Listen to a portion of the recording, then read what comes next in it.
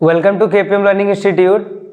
KPM सामान्य अध्ययन प्रतियोगिता, इस प्रतियोगिता का केपीएम लर्निंग इंस्टीट्यूट ने इस प्रतियोगिता को आयोजित कराया और उसी का आंसर शीट लेके हम आए हैं, अभी प्रेजेंट हुए हैं।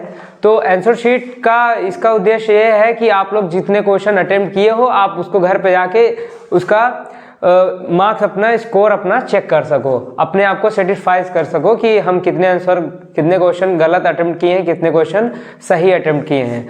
तो जो लोग एग्जाम दिए हैं GS competitions KPM learning institute के ऑफलाइन बैच में, उनके लिए हम आंसर शीट लेके आए हैं केपीएम सामान्य अध्ययन। और आप लोग जानते ही हैं कि और दिनों की तरह आज भी हम ग्रामर पोर्शन का क्वेश्चन हम सॉल्व करवाएंगे, ग्रामर पोर्शन का क्वेश्चन हम सॉल्व करवाएंगे, इसमें हल करने वाले हैं। तो जैसे कि केपीएम लर्निंग इंस्टीट्यूट जो जीएस कंपटीशन करा रहा है वो हर साल कराता है और अब इस थोड़ा कई दिनों बाद हो सकता है कि आने वाले समय में ये ऑनलाइन भी सुविधा दे, ऑनलाइन क्लासेस के साथ साथ ऑनलाइन जीएस कॉम्पिटिशन्स भी करवाने की कोशिश कर रहा है बहुत जल्द। तो आप लोग चैनल पे बने रहिए, आप लोग चैनल को सब्सक्राइब भी कर दीजिए। अगर ऐसे जीएस कॉम्पिटिशन या केपीएम लर्निंग इंस्टीट्यूट का हिस्सा बनना चाहते हैं तो आप लोग जरूर केपीएम लर्निंग इंस्टीट्यूट का मेंबर बने, अपने आप को थोड़ा और अच्छा बेहतर बनाने के लिए केपीएम लर्निंग इंस्टीट्यूट से जरूर जुड़ें। तो हम अभी चलते हैं अपने टॉपिक पे। तो टॉपिक यह है कि जो ग्रामर का पोर्शन आया है, ग्रामर का पोर्शन जो आया है जीएस कंपटीशन में, ये हम लोग दो कैटेगरी में एग्जाम्स करवाए हैं, 6th to 8th and 9th to 12th। तो अभी इसके पहले वाली वीडियो में हम 9th to 12th की जो क्वेश्चन है जो एग्जाम्स हुआ था अलग कैटेगरी का, उसमें हमने सॉल्व कराया है। और इस वीडियो लेक्चर में हम 6 to 8th के क्वेश्चंस पेपर्स को हम सॉल्व कराएंगे। तो क्वेश्चंस की शुरुआत करते हैं। क्वेश्चन इसमें अगर आप लोग क्वेश्चन पेपर आपके पास हो तो सेक्शन बी में जो क्वेश्चन है, फर्स्ट ऑफ ऑल क्वेश्चन है, पहला क्वेश्चन है टिक the appropriate synonyms. Tick the appropriate synonym. तो टिक द एप्रोप्रिएट सिनोनिम्स में पहला है काउंटरफीट। काउंटरफीट, तो काउंटरफीट का मतलब होता है नकली।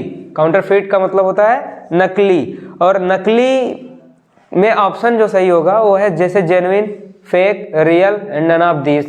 तो जेन्युइन अद्वितीय, फेक का मतलब भी होता है नकली, रियल का मतलब वास्तविक, नन ऑफ दिस का मतलब इसमें से कोई नहीं। तो इसमें मोस्ट सुटेबल आंसर है सिनोनिम का, काउंटरफीट का, fake. Option number B is the correct option. And second question number देखते हैं, tick the appropriate antonym. Antonyms देखना है इसके विलोम को, तो एडवांस है, एडवांस का एंटोनिम हमें देखना है।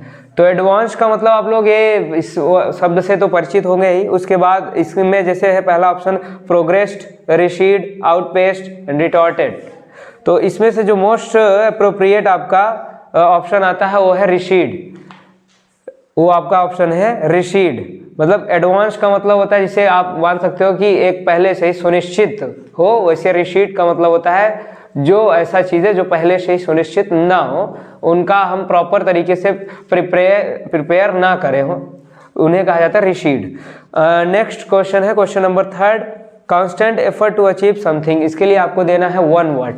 तो वन वर्ड मतलब होता है अनेक शब्दों के लिए एक शब्द। अनेक शब्दों के लिए एक शब्द में आप देखते हैं जैसे कि constant effort to achieve something, किसी चीज को पाने के लिए निरंतर प्रयास करते रहना, कॉन्स्टेंटली लगे रहना, उसी को वन वर्ड में आप क्या कह सकते हो। जैसे कि इसमें ऑप्शन में है पेशेंस है, एंथुजियाज्म है, वाइगर है, परसिवरेंस है। तो पेशेंस का मतलब आप जानते ही हो, थोड़ा धैर्य होता है। एंथुजियाज्म का मतलब भी जोर लगाना, जैसे ताकत लगाना किसी चीज में लगे रहना, एंथुजियाज्म। वाइगर इसका मतलब भी होता है तेजी से। और परसिवरेंस इसमें आपका मोस्ट प्रॉपर ऑप्शन लग रहा है। परसिवरेंस, किसी भी चीज को करने के लिए आप उसमें अगर मन लगा के एकदम से दृढ़ता से जुड़ जाते हैं, एकदम फोकस से जुड़ जाते हैं, तो उसको कहा जाता है परसिवरेंस। तो आपका इसमें क्वेश्चन नंबर थर्ड में D option perseverance correct option होगा। क्वेश्चन नंबर फोर्थ की बात करते हैं तो टिक द करेक्ट इडियम्स है। करेक्ट ईडियम्स को आपको करना है, जैसे to read between the lines, to read between the lines. Idioms जैसे कहावतें और मुहावरे होते हैं, इडियम्स, फ्रेजेस, प्रोवर्ब्स होती हैं, उसी टाइप्स का ये भी क्वेश्चन है, जैसे to read between the lines, मतलब कि जैसे इसी से आप अंदाजा लगा सकते हो, to read between the lines, line के बीच बीच में पढ़ना, पढ़ना मतलब जैसे अब इसमें देते टू सस्पेक्ट, संदेह होना, टू रीड केयरफुली, ध्यानपूर्वक पढ़ना, to do useless things, fruitless works करना, बेकार काम करना, to understand the hidden meaning of the word, word के अंदर छुपे हुए हिडन मीनिंग मतलब छुपे हुए अर्थ को निकालना, बाहर करना, उनको कहलाता है। ये आपका करेक्ट ऑप्शन होगा, to understand the hidden meaning of the word, question number 4 का डी। एंड क्वेश्चन नंबर 5 है he works fast, he works fast, fast के नीचे आपको अंडरलाइन दिख रहा होगा, तो इसमें फास्ट में जो होता है, ये फास्ट है क्या, वर्ब है, एडजेक्टिव है, एडवर्ब है, नन ऑफ दीस। तो जो किसी काम की विशेषता को बताता है उसे कहा जाता है एडवर्ब। तो इसलिए जो फास्ट है किसी काम करने की विशेषता को बता रहा है, तो इसलिए इसको कहा गया है, इसे ऑप्शन सही होगा आपका ऑप्शन नंबर सी, एडवर्ब।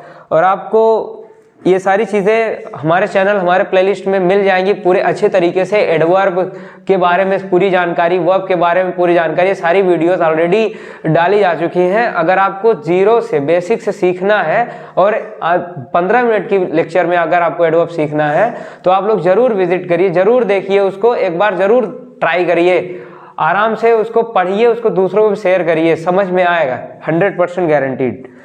तो क्वेश्चन नंबर 6 है फाइंड द करेक्ट स्पेलिंग, इसमें स्पेलिंग आपको करेक्ट करना है। जैसे टेम्परेचर की स्पेलिंग दिया गया है, बहुत इजी है, तो इसमें आपको अगर आप लोग किए हो तो आपको समझ में आया ही होगा कि टेम्परेचर की स्पेलिंग होती है TEMPERATURE, तो ऑप्शन नंबर सी आपका इसमें सही होगा। क्वेश्चन नंबर 8 की बात करते हैं, तो he ... not like the dishonest, तो नॉट के साथ अगर आपको इज नॉट, आर नॉट, नहीं, he does not like dishonest, does का प्रयोग होगा, option number C is the correct option. Question number 9 है आपका I ... write a letter, I write a letter, अगर आप इसमें यूज करते हो जैसे had to, have to, has to और विल हैव टू, ये 4 ऑप्शन है। इसमें मोस्ट प्रॉपर, मोस्ट लगने को तो कई सारे ऑप्शन है इसमें आपको यूज हो जाएगा, लेकिन इसमें मोस्ट जो प्रॉपर होगा वो आपका यूज होगा हैव टू। बाकी पास्ट के साथ हैड भी लगता है, लेकिन अगर इसमें आप लोग कंफ्यूज होंगे तो आप लोग इसकी अलग से सेपरेट वीडियोस में आप इसको समझ सकते हैं, आप कमेंट करके बता सकते हैं सर इस पे इसको और अच्छे से समझाइए। तो option number B is the correct option. Question number 10 how many types of semi vowel, semi vowel कितने टाइप होते हैं, वो होते हैं सेमी वावल टाइप क्या, वो 2 होते हैं, जैसे W और Y, ये हो गए आपके सेमी वावल, तो 2 W और Y होते हैं semi vowel. Next question number 11 है who is the father of English grammar, English grammar का फादर पूरा टोटल मतलब पूरे विश्व में पहली बार इंग्लिश, जिसे हम फादर ऑफ इंग्लिश ग्रामर मानते हैं, उन्हें वो कौन है ये पूछ रहा है। तो इसमें जैसे विलियम शेक्सपियर, ये लाइनली मरे, जॉन जे, जॉन कीट्स, ये हमें इसमें से जो करेक्ट ऑप्शन होगा आपका लाइनली मरे होगा इसमें आपका करेक्ट आंसर, क्योंकि इसमें English grammar all over father of English grammar पूछ रहा है, तो इसमें हो गया Lindley Murray, option number B. Question number 12 की बात करें तो who is the first founder of English dictionary, तो सबसे पहली जो डिक्शनरी आई थी उसके पहले फाउंडर कौन थे, उसको इन्वेंट करने वाले कौन थे, लिखने वाले कौन थे। तो ऑप्शन कई सारे हैं, सैमुअल जॉनसन, रॉबर्ट कॉर्डरी, लाइनली मरे, जॉन सिम्पसन। तो जॉन सिम्पसन जो है ये भी इन्हीं से रिलेटेड है। अगर आप लोग डिक्शनरी में एक ऑक्सफोर्ड डिक्शनरी का नाम सुने होंगे तो जॉन सिम्पसन जो है वो ऑफिशियल उसके सीईओ हैं, उसके ये ऑक्सफोर्ड डिक्शनरी के सीईओ हैं, उनके फाउंडर माने जाते हैं जॉन सिम्पसन। लेकिन इसमें जो आपका ऑप्शन सही होगा, जैसे सैमुअल जॉनसन है, इन्होंने अल्फाबेटिकल में जो इसके बाद आई थी उसमें सैमुअल जॉनसन ने उसका खोज किया था, लेकिन फर्स्ट एवर जो डिक्शनरी थी उसको खोजा था रॉबर्ट कॉर्डरे ने। तो option number B is the correct option. Question number 13 की ओर चलते हैं, तो who is the father of English grammar in India, तो भारत में किसे कहा जाता है, भारत में कौन लाया था इंग्लिश ग्रामर को पहली बार, तो पहली बार भारत में जो लाए थे वो जॉन सिम्पसन तो नहीं है, डिक्शनरी खोज के लाइनली मरे ये ऑल ओवर माने जाते हैं, भारत में नहीं लाए। Thomas Babington and Geoffrey Chaucer, Geoffrey Chaucer को इंग्लिश लिटरेचर का जनक माना जाता है, father of English literature Geoffrey Chaucer. और लैंडली मरे फादर ऑफ इंग्लिश ग्रामर माना जाता है, जॉन सिम्पसन इन्हें ये ऑक्सफोर्ड डिक्शनरी के सीईओ माने जाते हैं, उनके फाउंडर माने जाते हैं। तो बचा है आपका थॉमस बैबिंगटन। तो Thomas Babington is the correct option for question number 13 कि भारत में किसने लाया था इंग्लिश ग्रामर, वो लाए थे थॉमस बैबिंगटन ने। तो option number C is the correct option. Question number 14 में आते हैं, इसमें कुछ प्रपोजिशंस का यूज करना है, बहुत इंपॉर्टेंट होते हैं भी क्वेश्चन, जैसे see jump dot dot the pond, इसमें ऑप्शन है in, over, into and at. तो in, over, into and at, तो कभी भी किसी चीज में जब मूवमेंट होता है, मूवमेंट के साथ होता है, तो स्थिर चीजों को दिखाने के लिए इनका प्रयोग करते हैं। लेकिन किसी चीज में अगर गति है, मूवमेंट है, जैसे पॉन्ड में कूदा, तो कूदने में उसमें जो मूवमेंट लगा है, वेग यूज हुआ है, स्पीड में काम हुआ है, उसको उसके लिए इनटू का प्रयोग करा जाता है। तो इसमें करेक्ट ऑप्शन होगा आपका option number C jumped into the pond. And question number 15, the rich do not care. अब केयर द पुअर, केयर के साथ हम किसका प्रयोग करते हैं, जैसे ऑप्शन देखते लेते हैं, to, for, from, none of this. तो the rich do not care for the poor, for the poor, for option जो ऑप्शन नंबर बी है is the correct option. And question number 17, it dot dot rain, नहीं question number 16 है अभी, this man deals dot dot gold.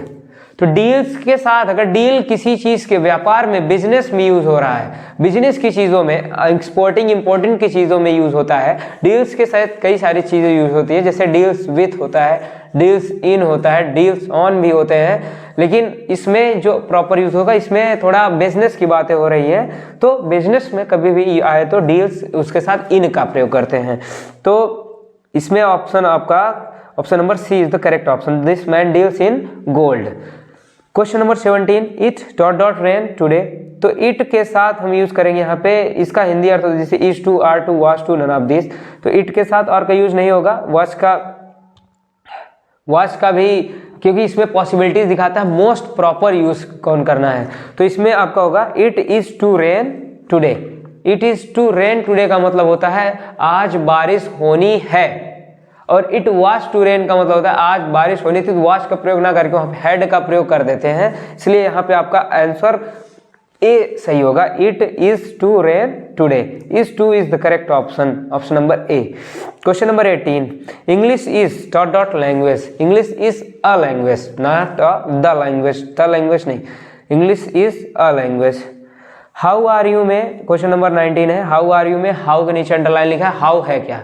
तो how का use यहाँ पे as a adverb के रूप में यूज हुआ है।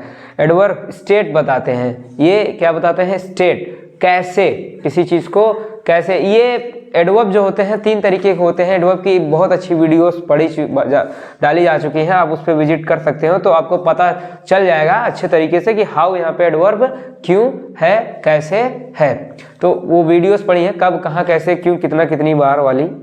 एंड क्वेश्चन नंबर 20 है, what is the plural form of water. तो वाटर का प्लूरल फॉर्म अगर बनाते हो आप वाटर्स, तो आपका वो गलत है। वाटर का मतलब होता है पानी, वाटर्स का मतलब हो जाता है, इसके अर्थ चेंज हो जाते हैं, इसका मतलब हो जाता है समुद्र। तो वाटर, इसमें आपका नन ऑफ दीज जो आंसर होगा, वो नन ऑफ दीज वाला ऑप्शन आपका करेक्ट ऑप्शन होगा। तो ये था आपके टोटल 20 क्वेश्चंस का आंसर शीट मान सकते हैं। तो आप लोगों के इस हमारा यही उद्देश्य है कि आप लोग घर जाइए, आप लोग घर जाने के बाद थोड़ा ये होता है कि कौन सा क्वेश्चन सही है, कौन सा क्वेश्चन गलत है, तो हम लोग ऑनलाइन प्लेटफॉर्म का फायदा उठा के आप लोगों तक अपने क्वेश्चंस को हम लोग खुद ही सॉल्व करा के आप लोगों को प्रोवाइड करा रहे हैं। तो अगर आपको जरा सा भी कहीं किसी क्वेश्चन में डाउट है तो आप लोग तुरंत कमेंट करिए, क्वेश्चन नंबर डालकर हम दोबारा उस पर चर्चा जरूर करेंगे। अब इसके बाद चर्चा करते हैं सेक्शन सी की। सेक्शन सी में जो है वो दीपक सर बताएंगे कि जो उसमें जीएस पोर्शन है उनको जीएस के टीचर बताएंगे दीपक सर के द्वारा।